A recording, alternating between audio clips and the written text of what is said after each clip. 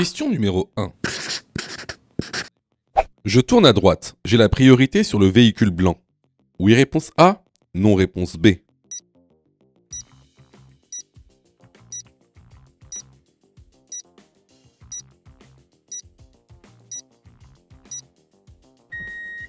Alors ici, on a affaire à une intersection qui n'est pas gérée par une signalisation. Donc, lorsqu'une intersection n'est pas gérée par une signalisation, c'est la priorité à droite qui prime. Là, regardez la petite animation. Donc, nous, on est la voiture rouge. Donc, à notre gauche, la voiture blanche. Si vous vous mettez du point de vue de la voiture blanche, imaginez que vous conduisez la voiture blanche, vous nous voyez à droite. Donc, je laisse la priorité aux gens qui viennent de droite. Donc, dans ce cas-là, c'est à nous de passer avant la voiture blanche. La voiture blanche doit nous céder le passage. La bonne réponse ici est la réponse A. Question numéro 2. Dans ce tunnel, je dois allumer. Réponse A, mes feux de position seuls. Réponse B, mes feux de croisement.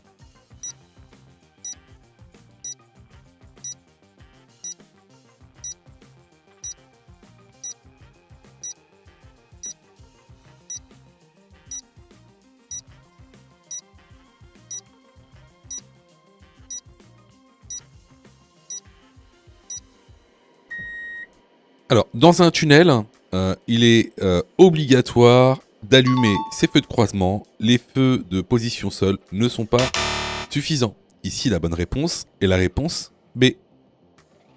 Question numéro 3. Je peux dépasser ces cyclistes. Oui, réponse A. Non, réponse B.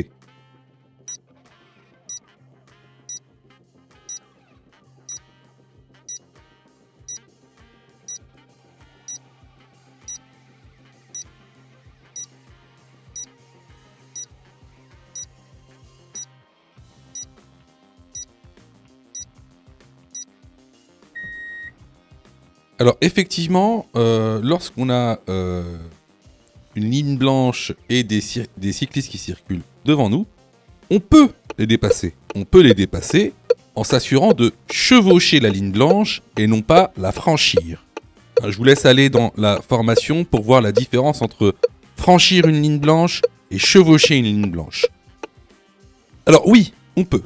On peut. Seulement, on peut à une seule condition. C'est que la visibilité nous le permette. Or, ici, on n'a aucune visibilité car la rue est en pente.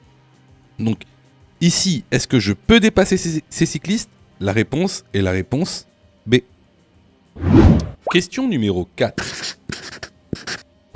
J'ai une bonne distance de sécurité. Oui, réponse A. Non, réponse B.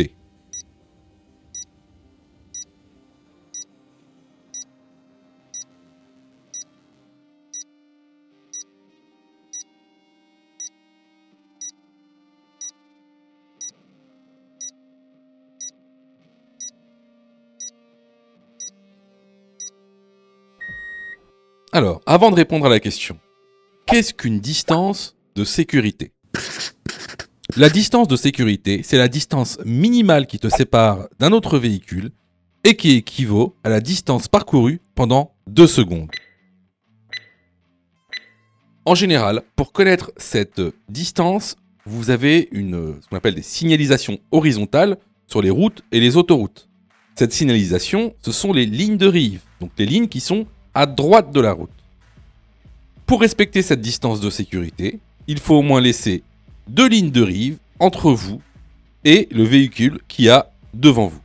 Donc ici, on peut voir que la distance de sécurité n'est pas respectée car on n'a pas nos fameuses 2 lignes de rive. Donc la bonne réponse ici est la réponse B. Question numéro 5. Le niveau d'huile doit se situer entre le minimum et le maximum de la jauge. Oui, réponse A. Non, réponse B.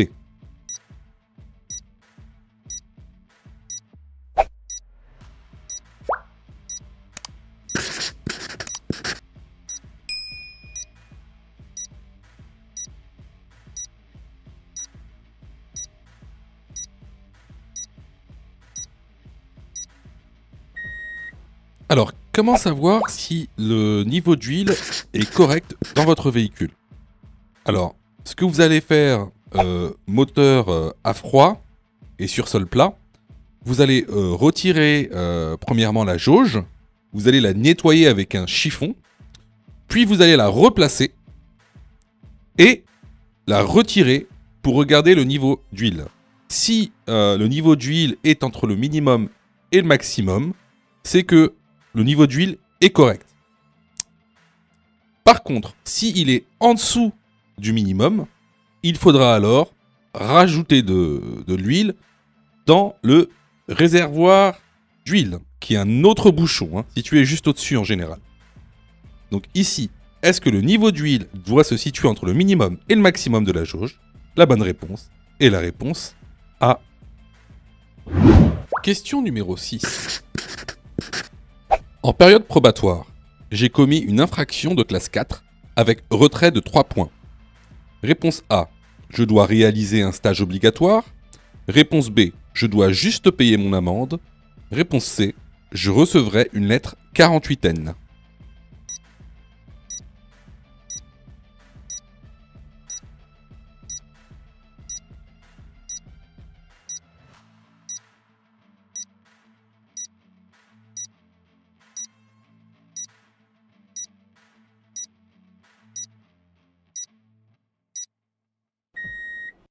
Alors pour toutes les personnes en permis probatoire, vous recevrez en fait une lettre 48N qui vous préviendra de l'obligation de réaliser un stage obligatoire sous les 4 mois. Sachant que une fois le stage réalisé, vous serez remboursé de votre amende. Si vous n'effectuez pas le stage dans les 4 mois, donc vous devrez donc payer votre contravention de 135 € et vous risquez en plus de ça une suspension de permis. Donc la bonne réponse ici sont les réponses A et C. Question numéro 7. Je suis bien placé. Oui, réponse A. Non, réponse B.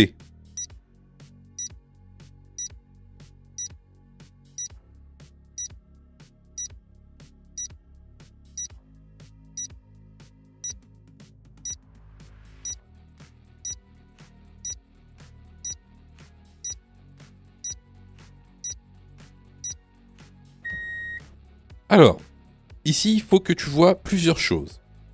Alors, en face de nous, tu vois bien qu'il y a un train qui passe. On peut reconnaître les feux clignotants, par exemple. Alors, en plus de ça, il y a des véhicules à l'arrêt. À notre droite, on voit une ligne stop. Donc, ici, on est sur une intersection. Donc, il faut que tu saches une chose. C'est que quand la circulation est à l'arrêt, il ne faut jamais, jamais bloquer une intersection, quitte à s'arrêter juste devant l'intersection afin de laisser les voitures passer. Donc ici, est-ce que je suis bien placé? Bah oui, parce que je suis situé juste avant l'intersection. Les voitures qui sont au stop peuvent tourner à gauche, par exemple. La bonne réponse ici est la réponse A. Question numéro 8. J'utilise mes feux de route. Oui, réponse A. Non, réponse B. Je fais un appel de phare. Oui, réponse C. Non, réponse D.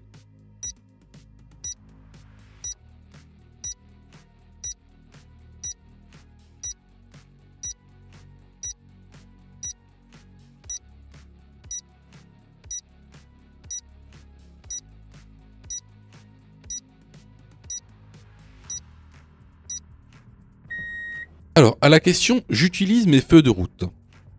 Déjà, il faudrait se poser la question de quand est-il obligatoire d'utiliser ces feux de route? Alors, les feux de route sont à utiliser la nuit, sur route et agglomération non éclairée. Cependant, il est interdit d'éblouir d'autres usagers de la route. Par exemple, en les croisant ou en les dépassant. Donc ici, certes, on est sur une route plutôt non éclairée, donc on pourrait utiliser nos feux de route. Cependant, on voit bien ici que d'autres usagers nous croisent. Donc, ici, je ne peux pas utiliser mes feux de route. À la deuxième question, je fais un appel de phare. Alors, ici, vous voyez bien que la voiture qui nous croise, elle est en feu de route. Et qu'est-ce qu'elle fait? Eh ben, elle nous éblouit. Donc, ce qu'on va faire, c'est qu'on va faire un appel de phare pour que cet usager prenne conscience qu'il est en train d'éblouir tout le monde. Donc ici, les bonnes réponses vont être les réponses B et C. Si tu aimes le contenu, alors prends quelques secondes pour liker la vidéo. C'est très important. Cela nous permet d'être mieux référencés et donc de te présenter encore plus de vidéos pour que tu puisses obtenir ton code le plus rapidement possible. Question numéro 9. Je peux rouler avec ce véhicule? Oui, réponse A. Non, réponse B.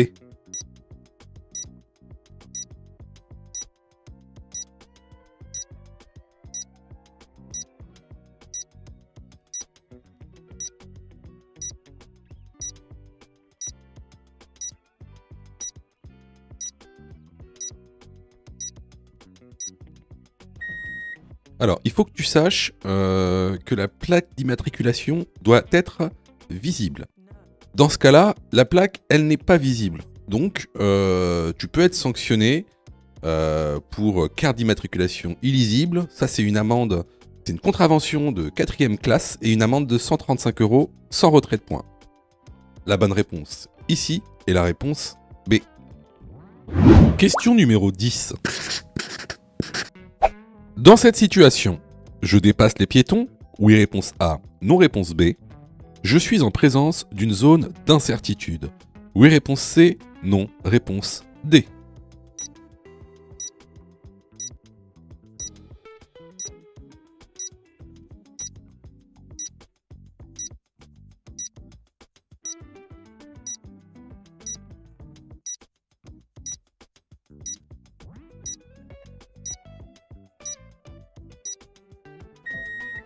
Alors, ici vous voyez que la rue est étroite et qu'on est en agglomération. Hein, vous savez déjà, je pense, que en agglomération, lorsqu'on veut dépasser des usagers vulnérables, alors on doit laisser un écart de sécurité d'1 mètre. Or, ici, si on dépasse les piétons, clairement, on n'aura pas cet écart de sécurité de 1 mètre et on risque le contact avec ces piétons. Alors, est-ce que je suis en présence d'une zone d'incertitude? Ça, si vous ne savez pas ce que c'est, je vous conseille fortement d'aller dans la formation, de vous former. C'est une question de cours. Donc, effectivement, les usagers vulnérables ont des zones d'incertitude et qui dépendent en fait de leur nature. Les piétons vont avoir une certaine zone d'incertitude, les animaux, une certaine zone d'incertitude, les enfants, une certaine zone d'incertitude. Bref, en tout cas, je vous en réfère à la formation. Ici, effectivement, on est dans une zone d'incertitude. Donc les bonnes réponses ici vont être les réponses B et C. Question numéro 11. Je prends en compte les indices. A, réponse A. B, réponse B. C, réponse C. D, réponse D.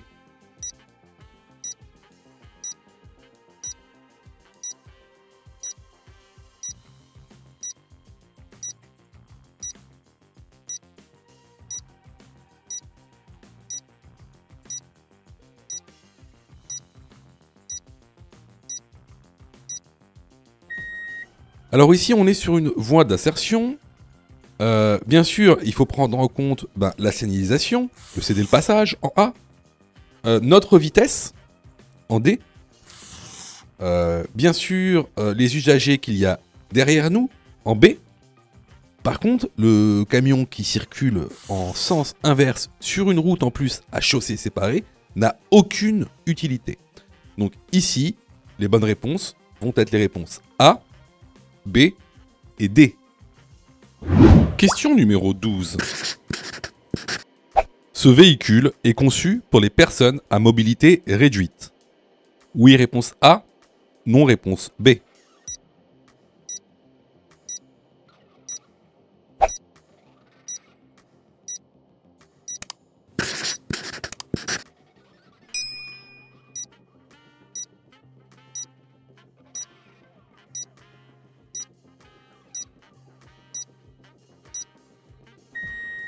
Alors effectivement, comme vous le voyez, le volant de ce véhicule est assez spécial. Il a des commandes adaptées aux personnes à mobilité réduite. À savoir que pour ces personnes atteintes donc de mobilité réduite, ben, il y aura une indication sur le permis de conduire, comme je te le montre ici. Vous voyez, par exemple, là, c'est un permis de conduire où la personne a une prothèse et des orthèses des membres. Donc ici, la bonne réponse est la réponse A. Question numéro 13.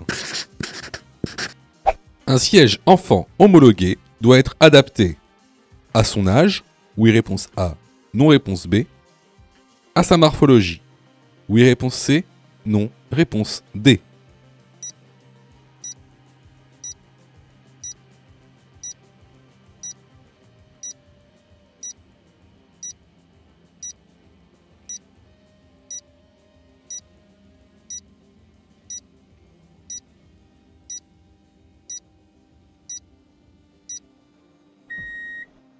Alors, les sièges auto doivent effectivement être adaptés à l'âge de l'enfant et à sa morphologie. Alors, la dernière homologation sur les sièges auto, qui est la R44, préconise 3 types de sièges. Oui, vous avez tout d'abord donc le siège à coque pour les enfants mesurant jusqu'à 83 cm. Ensuite, vous avez les sièges baquets pour les enfants ayant une taille allant jusqu'à 1 mètre. Et ensuite, pour les enfants de plus d'1 mètre et qui ont moins de 10 ans, le fameux siège avec dossier. Donc ici, les bonnes réponses vont être les réponses A et C. Question numéro 14. À bord du véhicule, il est obligatoire d'avoir 2 gilets de haute visibilité. Oui, réponse A, non, réponse B.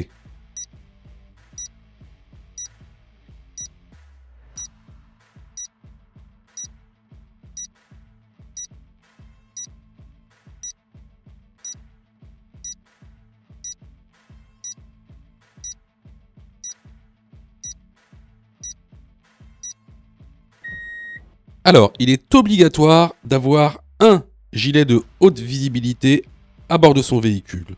Il n'est pas nécessaire d'en avoir 2. La non-possession d'un gilet haute visibilité est passible d'une contravention de première classe et de 11 € d'amende. Donc ici, la bonne réponse est la réponse B. Question numéro 15. Je suis sur autoroute. Mon allure est adaptée. Oui, réponse A. Non, réponse B.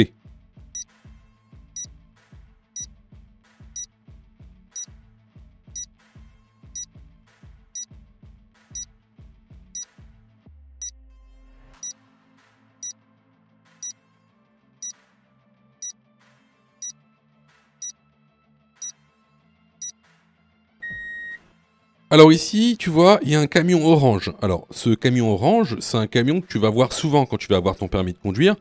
C'est donc les camions de la DIR. Donc la DIR, c'est la direction interdépartementale des routes. Donc c'est l'entreprise qui s'occupe donc de l'entretien et de la maintenance des routes. Donc ici, effectivement, c'est un camion qui est en activité. Qui a allumé ses gyrophares. Vous voyez, il y a marqué patrouille. Donc, on va ralentir. Là, on peut voir sur le compteur qu'on roule à 98 km/h, soit 30 km en dessous de la vitesse maximale autorisée. Donc, on peut dire qu'on a ici une allure adaptée à la situation. Donc là, la bonne réponse va être la réponse A. Question numéro 16. J'alerte les secours en leur communiquant. Réponse A, l'identité de la victime. Réponse B, l'état de la victime.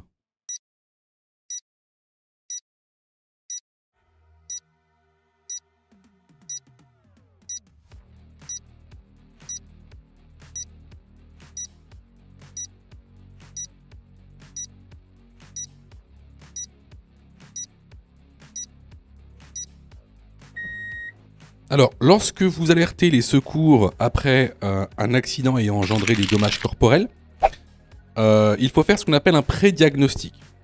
Alors, c'est quoi ce pré-diagnostic?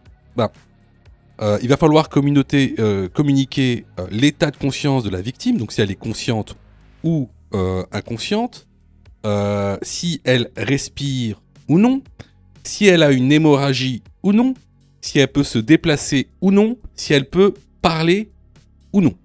Ici, l'identité n'aura aucune valeur, donc la bonne réponse est la réponse B.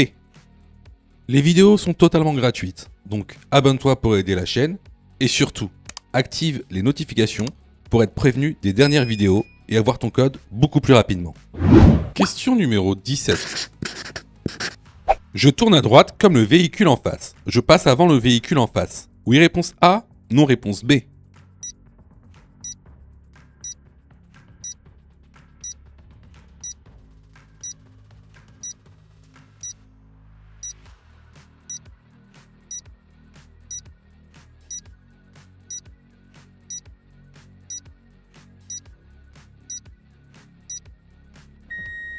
Alors ici, on se retrouve sur une intersection dans laquelle, en fait, il n'y a pas de signalisation qui vient gérer les régimes de priorité.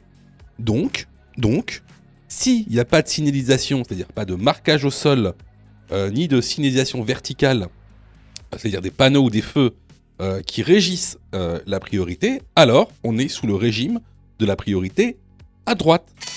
Donc ici, on se situe à droite par rapport au véhicule qu'il y a en face. C'est donc moi qui ai la priorité. Donc ici, je tourne à droite avant le véhicule en face. La bonne réponse est la réponse A. Question numéro 18. Avant d'ouvrir la portière, je vérifie la présence d'usagers sur mon rétroviseur.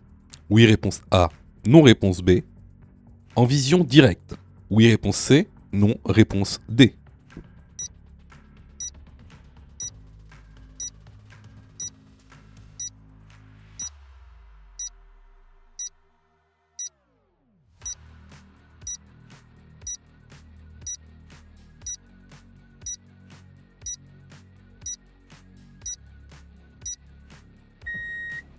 Alors, bien sûr, avant d'ouvrir ma portière, je vérifie sur mon rétroviseur s'il n'y a personne derrière. Mais, comme vous le savez, on a les angles morts. Donc, je fais également une deuxième vérification en vision directe. À savoir que l'ouverture intempestive de la portière d'un véhicule est sanctionnée par une contravention de première classe et une amende de 11 €. Les bonnes réponses ici sont les réponses A et C. Question numéro 19. Je ralentis. Oui, réponse A. Non, réponse B.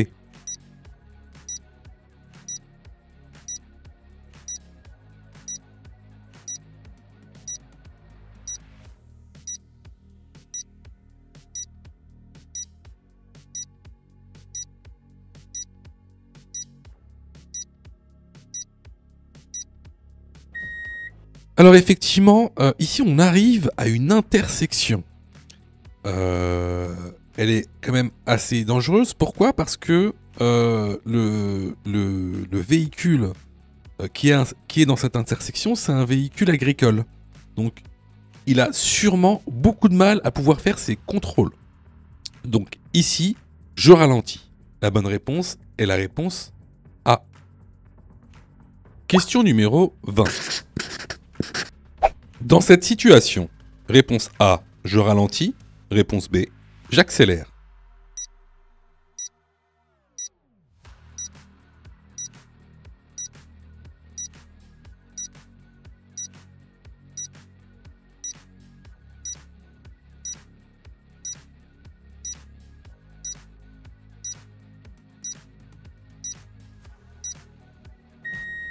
En présence d'usagers vulnérables sur la route, je ralentis.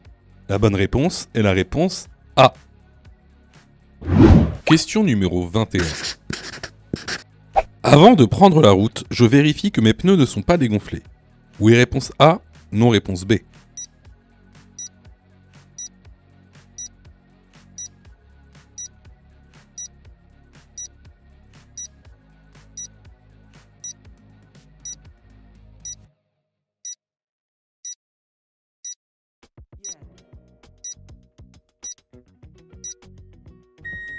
Effectivement, avant chaque trajet, il va falloir vérifier visuellement que les pneus ne sont pas dégonflés. La bonne réponse ici est la réponse A. Question numéro 22. Je klaxonne le piéton. Oui, réponse A. Non, réponse B. Je ralentis. Oui, réponse C. Non, réponse D.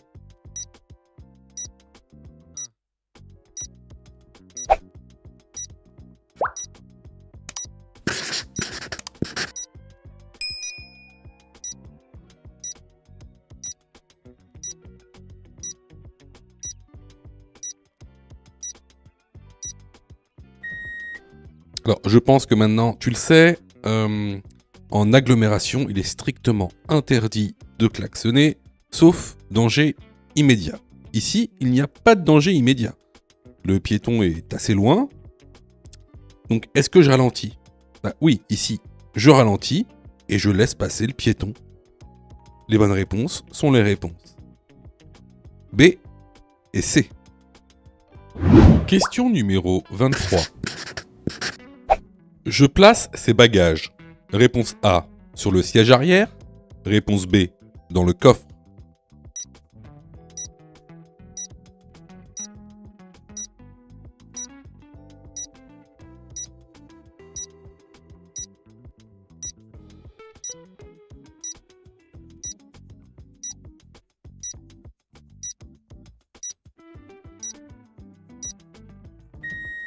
Pour des mesures de sécurité, il est préférable de placer ces bagages dans le coffre. Pourquoi? Parce que dans le siège arrière, si vous freinez brusquement, en fait, votre bagage pourra en fait devenir un projectile. C'est la même chose pour tout ce qui est tous les objets, on va dire, petits et lourds. Par exemple, une bouteille d'eau, un marteau, une perceuse. Il est vraiment déconseillé de mettre ça sur le siège arrière parce que si vous freinez brusquement, ben, ce sera un projectile, ça deviendra un projectile. Donc ici, la bonne réponse est la réponse B, dans le coffre. Question numéro 24. Une ceinture vrillée peut aggraver les blessures en cas d'accident. Oui, réponse A, non, réponse B.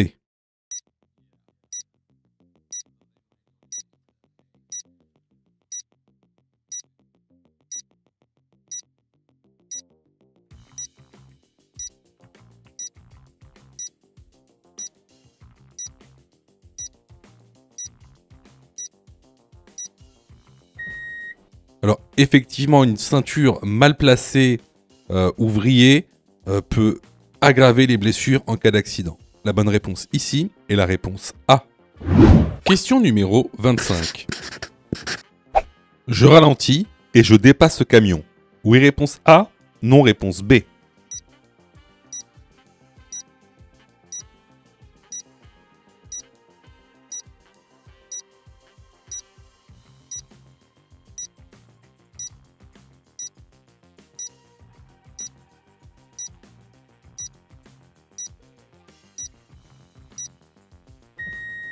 Alors, dans cette situation, bien sûr, on dépasse le camion.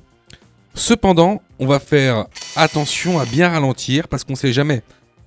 Devant le camion, il peut y avoir des ouvriers, par exemple. Là, on est à côté d'un chantier, il peut y avoir des ouvriers ou, par exemple, le chauffeur de camion qui veut monter dans son poids lourd. Donc, ici, la bonne réponse est la réponse A. Sais-tu que Mon Code de la route est aussi une plateforme pédagogique qui te permet de passer ton examen du code à partir de seulement 9,90 €. Et on a même conçu, spécialement pour toi, un programme qui te permet d'obtenir ton code en un temps record. C'est le programme Mon Code en 10 jours. Avec un calendrier de révision personnalisé, un contenu pédagogique par thème conforme à la nouvelle réforme, des nombreux tests d'examen blanc issus de l'examen officiel, accessible sur smartphone, tablette et PC durant 1 an et en accès illimité. Et surtout, cette formation est 100% remboursée en cas d'échec à l'examen. Alors, si tu souhaites obtenir ton code du premier coup sans te ruiner et sans risque, rejoins notre programme en cliquant sur le lien en description de la vidéo. Question numéro 26. Je vais rencontrer un feu temporaire. Oui, réponse A. Non, réponse B.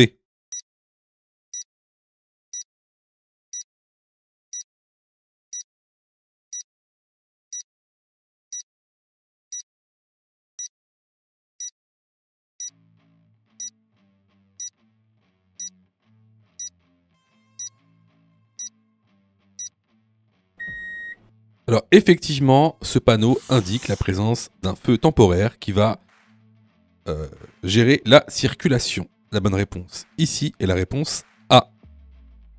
Question numéro 27. Le pourcentage d'accidents liés à l'utilisation du téléphone est de réponse A 20%, réponse B 10%. Son utilisation multiplie le risque d'accident par 5, réponse C, 3, réponse D.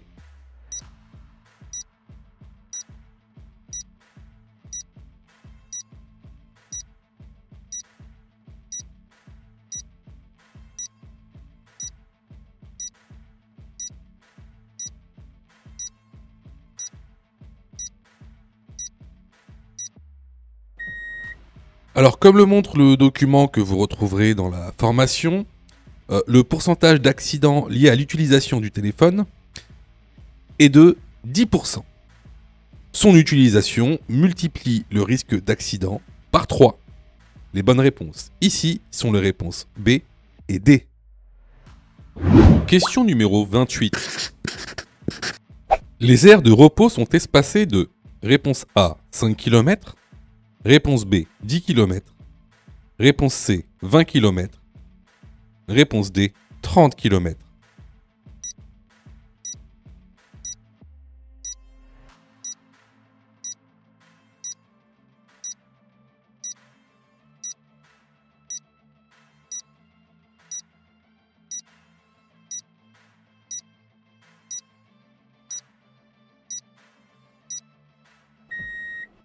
Les aires de repos sont espacées de 20 km, soit entre 10 et 15 minutes de route sur autoroute.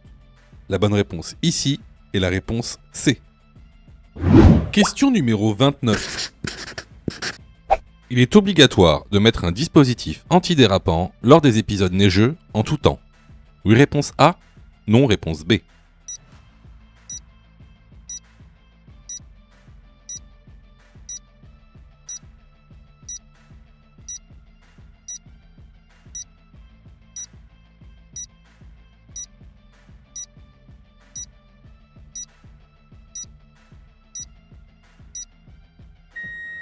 Alors ça, c'est une notion qu'on a vue vraiment à plusieurs reprises, que ce soit dans la formation ou dans les vidéos YouTube. Concernant les dispositifs antidérapants, en fait, ils sont obligatoires seulement entre le 1er novembre et le 31 mars dans 34 départements qui sont soumis à l'obligation. En général, vous trouverez ce panneau qu'on appelle le panneau B58 à l'entrée des zones de prescription. Donc ici, est-ce qu'il est obligatoire de mettre un dispositif antidérapant lors des épisodes neigeux en tout temps? La bonne réponse est la réponse B. Question numéro 30. Le taux d'alcool délictuel pour un permis probatoire est de réponse A 0,8 g par litre de sang, réponse B 0,4 mg par litre d'air. À partir de ce taux, le risque d'accident est multiplié par 15, réponse C, 10, réponse D.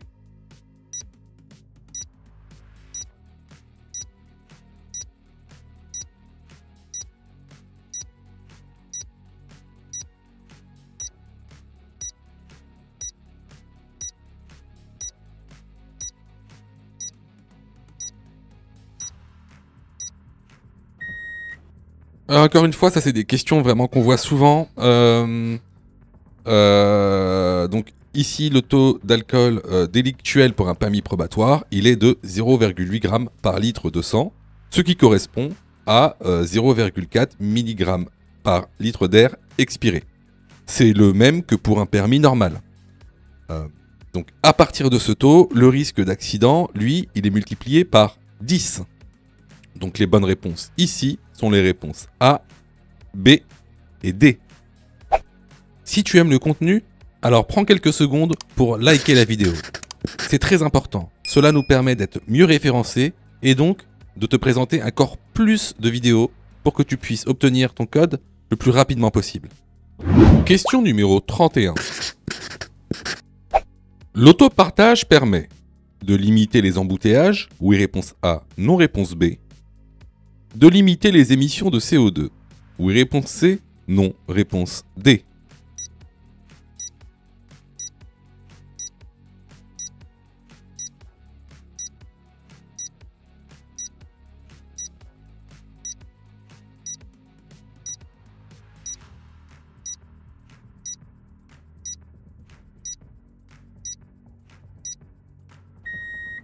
Alors oui, effectivement, l'autopartage permet de limiter les embouteillages et également de limiter les émissions de CO2. Les bonnes réponses ici sont les réponses A et C. Question numéro 32. Le niveau de liquide de frein baisse anormalement. Je fais donc l'appoint. Oui réponse A, non réponse B.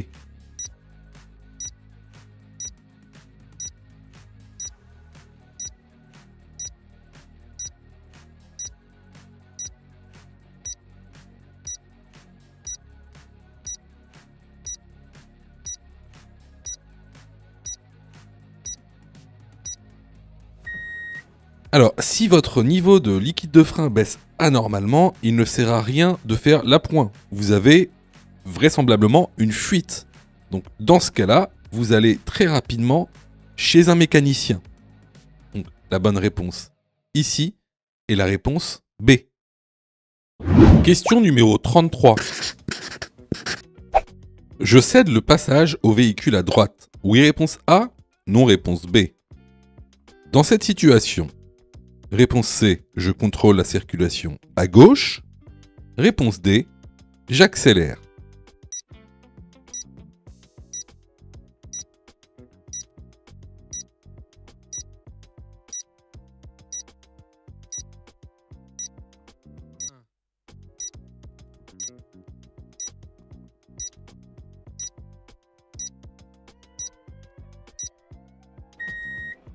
Alors, déjà, première question, je cède le passage au véhicule à droite. Non.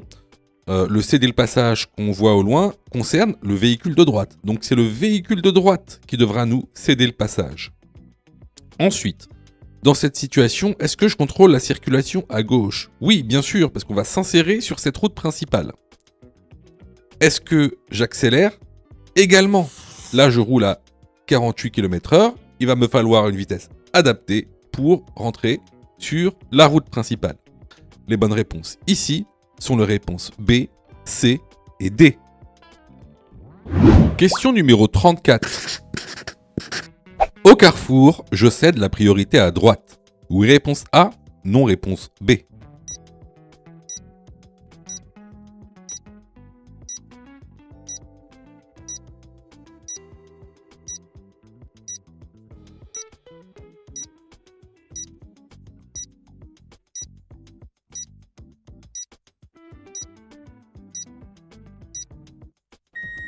Là, on arrive dans un carrefour à sens giratoire.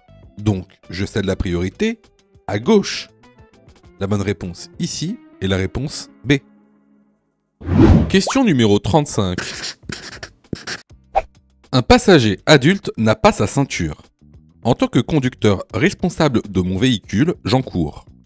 Réponse A, une contravention. Réponse B, un retrait de points. Réponse C, aucune sanction.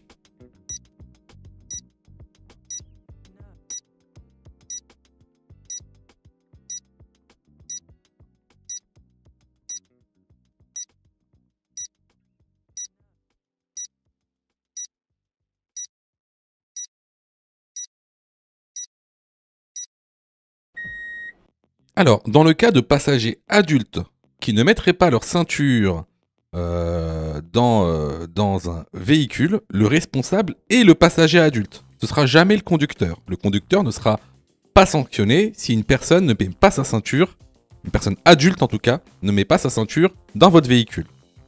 Par contre, si le passager est un mineur, donc de moins de 18 ans, vous serez responsable et vous aurez votre contravention. La bonne réponse ici est la réponse C. Alors là, c'était vraiment une question de cours qu'on voit régulièrement dans l'information. Donc, si vous avez eu faux à cette question, vraiment, je vous incite vraiment à vous former, hein, que ce soit chez nous ou ailleurs. Alors, je reçois plusieurs messages de votre part, d'ailleurs, je vous en remercie. Alors, vous me posez souvent deux questions. Alors, la première, c'est quand est-ce que je suis prêt pour passer mon code? Et la deuxième, c'est est-ce que je dois suivre la formation? Alors, tout d'abord, on va répondre à la première question. Quand est-ce que tu es prêt pour passer ton code? Bah, c'est très simple. Si tu fais moins de 5 fautes sur les 5 dernières séries d'examens blancs que tu as fait, alors tu es prêt à passer le code de la route. Donc, attention, hein, ça veut dire qu'il faut que sur les 5 dernières séries que tu as faites, de manière consécutive, il n'y a pas une seule série où tu as fait plus de 5 fautes. Donc si tu as fait plus de 5 fautes à une seule série, il faut que tu continues à faire des examens blancs. La deuxième question. Est-ce que il serait mieux pour moi de prendre une formation? Alors, là, c'est pareil. Si tu fais 8 fautes ou plus sur les 5 dernières séries d'examens blancs que tu as faites, alors, il est vivement conseillé de te former. Ça veut tout simplement dire que il te manque certaines notions essentielles. Ça veut pas dire que tu connais pas ton cours, ça veut dire qu'il te manque des notions essentielles pour pouvoir progresser. Et clairement, c'est pas en faisant des examens blancs que tu vas progresser, tu vas même plutôt stagner. Voilà. Donc si tu as fait 8 fautes ou plus sur l'une des 5 dernières séries que tu as faites, je te conseille vivement de te former. Surtout que on a mis en place donc une plateforme pédagogique qui répond vraiment à tous vos besoins. On a fait en sorte que tout le monde puisse se former au code de la route. Vous avez la formule standard, par exemple, qui est à 19,90 € par an. Donc vous payez une fois 19,90 € et vous avez le droit à toute la plateforme pendant 1 an en illimité, avec tous les cours, tous les 10 thèmes, plus de 1200 questions issues de l'examen officiel, commentées et corrigées. Vous avez pour ceux, par exemple, qui veulent passer leur code rapidement, la formule à mon code en 10 jours, pour passer son code en 10 jours, qui est à 39,90 € par an, en illimité. Et en plus, si vous ratez votre code, eh ben vous êtes 100% remboursé, seulement en envoyant votre preuve d'échec. Sinon, pour ceux qui le souhaitent, vous avez la plus petite formule, la formule basique, qui est à 9,90 € par semaine. Celle-ci, c'est une formule qui est hebdomadaire, qui en général est réservée à ceux qui ont déjà passé leur code et qui ont échoué. C'est une sorte de remise à niveau. Donc, vraiment, il y en a pour tous les besoins et il y en a aussi pour tous les prix. Et c'est vraiment pas cher. Ce serait bête de rater son code alors que vous auriez pu vous former pour 9,90 €. Allez, on reprend la série. Question numéro 36. Le premier contrôle technique doit être effectué dans les 6 mois précédant la date du 4e anniversaire de sa mise en circulation. Oui, réponse A, non, réponse B.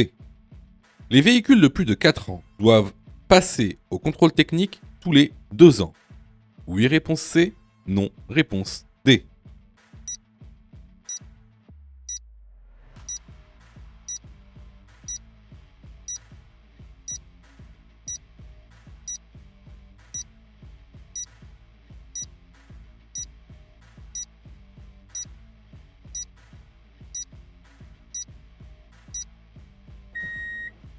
Alors, ici pour le contrôle technique, si votre voiture a moins de 4 ans, vous n'avez pas à passer le contrôle technique. Une fois qu'elle a passé sa date de 4e anniversaire, vous devez effectuer dans les 6 mois votre premier contrôle technique. Pour les véhicules de plus de 4 ans, le contrôle technique doit être passé tous les 2 ans. Les bonnes réponses ici sont les réponses A et C. Question numéro 37. Une conduite agressive entraîne une surconsommation pouvant aller sur route. Réponse A jusqu'à 70%. Réponse B jusqu'à 20%. En ville. Réponse C jusqu'à 30%. Réponse D jusqu'à 40%.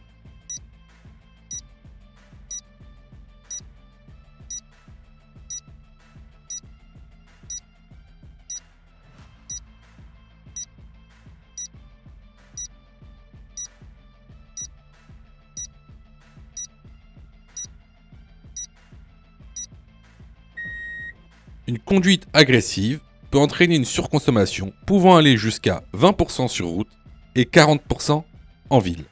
Les bonnes réponses ici sont les réponses B et D. Question numéro 38. Je circule à 70 km/h sur route sèche.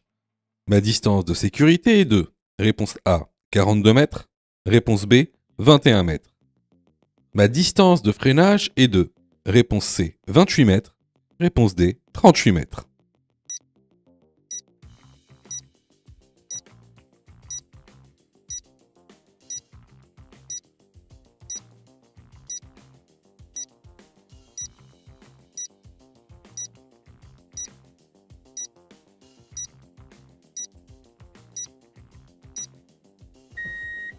Alors ici c'est vraiment une question pareille de cours qu'on voit souvent dans l'information, donc vraiment je vous conseille d'y aller si vous avez eu faux à cette réponse. Donc à 70 km/h, ma distance de sécurité est de 42 mètres et ma distance de freinage est donc de 28 mètres. Les bonnes réponses ici sont les réponses A et C. Question numéro 39. Nous sommes le 20 du mois. Je peux stationner après ce panneau du côté pair. Oui, réponse A. Non, réponse B. Le changement de côté s'effectue. Réponse C. Entre 20h30 et 21h. Réponse D. Entre 20h30 et 21h30.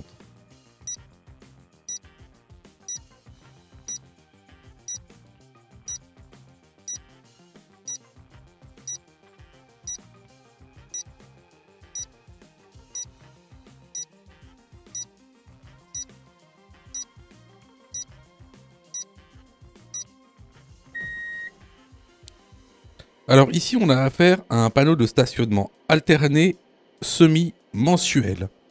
On a réalisé une vidéo entière sur les panneaux de stationnement que vous trouverez, on va l'afficher en haut à droite.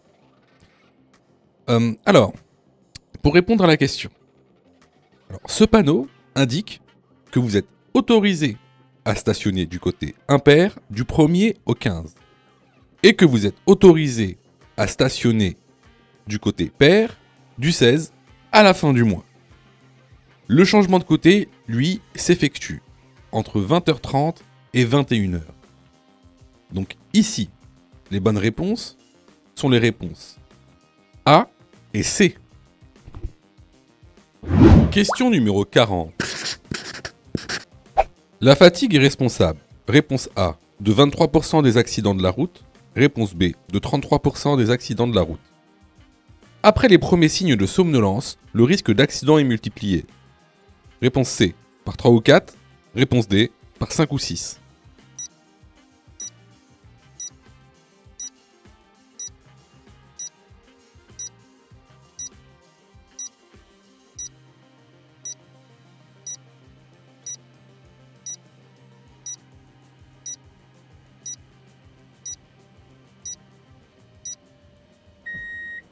Alors, comme le montre le document de la formation que je vous mets ici, donc, la fatigue est responsable de 33% des accidents de la route.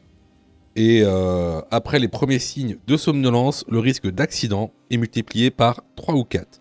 Les bonnes réponses ici sont les réponses B et C. Si tu as fait 8 fautes ou plus, ne panique pas.